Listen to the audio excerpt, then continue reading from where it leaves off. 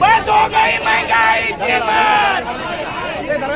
मोदी सरकार, मोदी सरकार।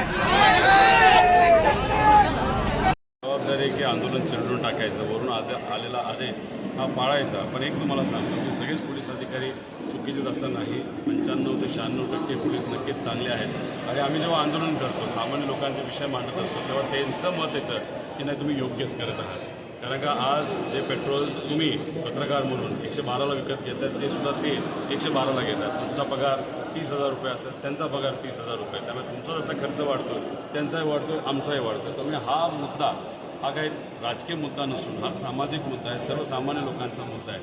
त्यामुळे हे जे काही भाववाढ होते, महागाई वाढत चालली, हे मुद्दे अतिशय महत्त्वाचे। ठीक आहे, त्यांना वरून आदेश येतो, यांना जेलमध्ये टाका, यांना पोलिसांच्या गाडीमध्ये टाका, डिटेन करा, तो त्यांची ड्युटी आहे। पण आम्ही आमची ड्युटी रस्त्यावर उतरून लोकांच्या बाजूला लढणं, ही जी आमची ड्युटी राजकीय व्यक्ती म्हणून जी आहे, ती आम्ही पूर्णपणे प्रामाणिकपणे तिथं पार पाडत आहोत।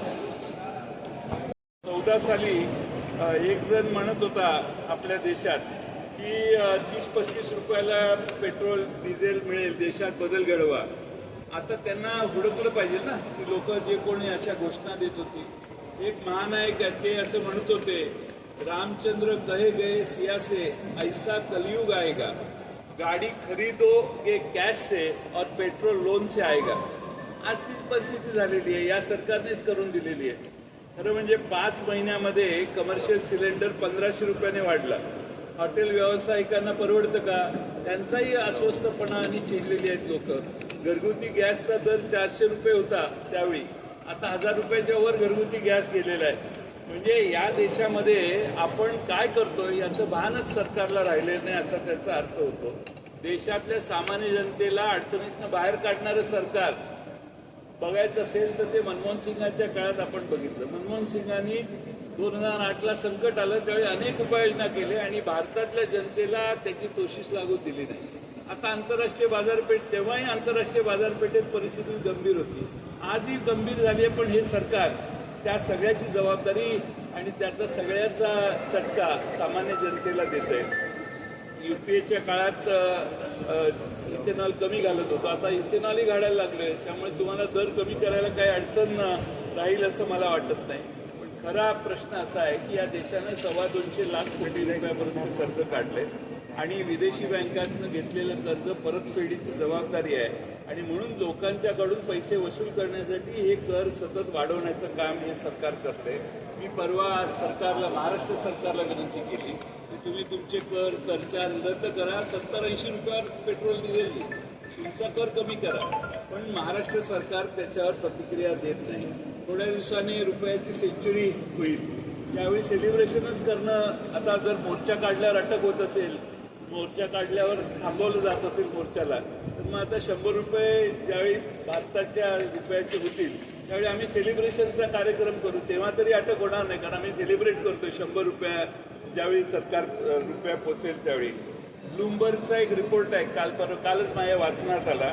सरकारनं देशाचं सोनं विकलेलं आहे रुपयाचं अवमूल्यन थांबवण्यासाठी, अशी एक माझी माहिती आहे। सरकारने याचा खुलासा करावा आणि आता नवीन घोषणा द्यायला हरकत नाही। रुपया अबकी बार 100 पार आणि पेट्रोल अबकी बार 150 पार, अशी एक घोषणा आता नवीन आम्ही करतो। कारण आता विरोध केलेला चालतच नाही, अशी सगळ्यांना एकत्रित करून नेण्याची व्यवस्था आहे। थोड्या दिवसाने खताचं संकट येणार आहे, त्याची काय तयारी आहे सरकारची?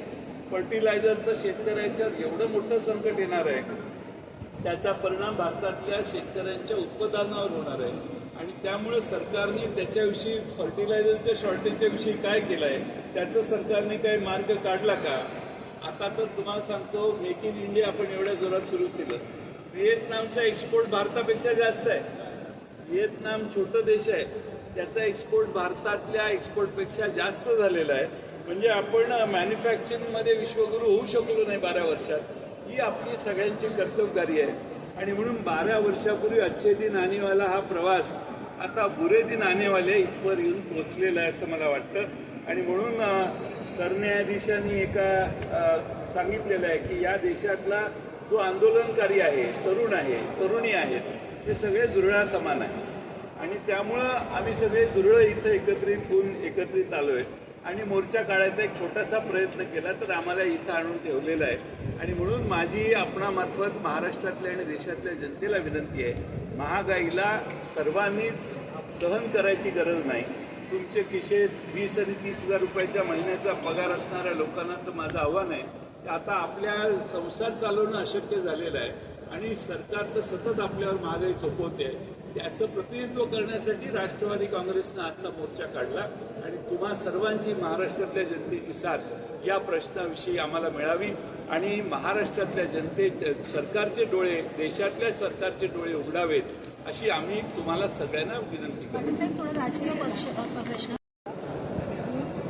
इंडिया अलायन्सनी ठरवलं आहे की 8 तारखेला कॉन्स्टिट्यूशन क्लबला व्हिजिट भेटायचं. महागाई, बेरोजगारी, प्रचंड होणारा भ्रष्टाचार आणि नीटच्या परीक्षेमध्ये तुम्ही बघितलं काय झालं. त्यानंतर काल बदल्याही अनेक झाल्या.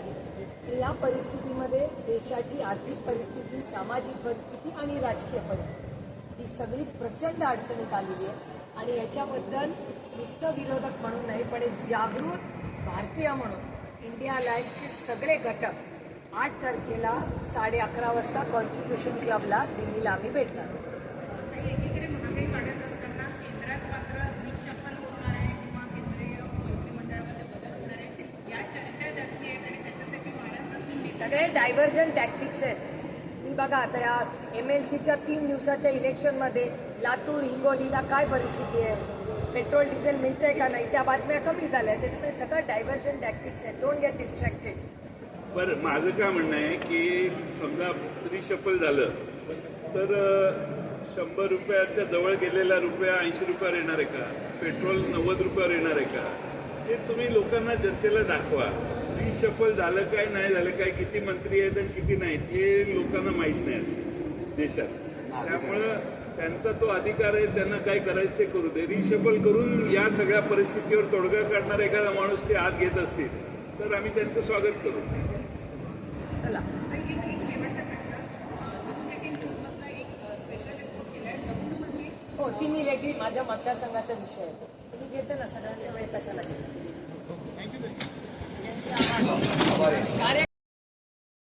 सगळ्यांची कल रात को बड़ा लेट हो गया।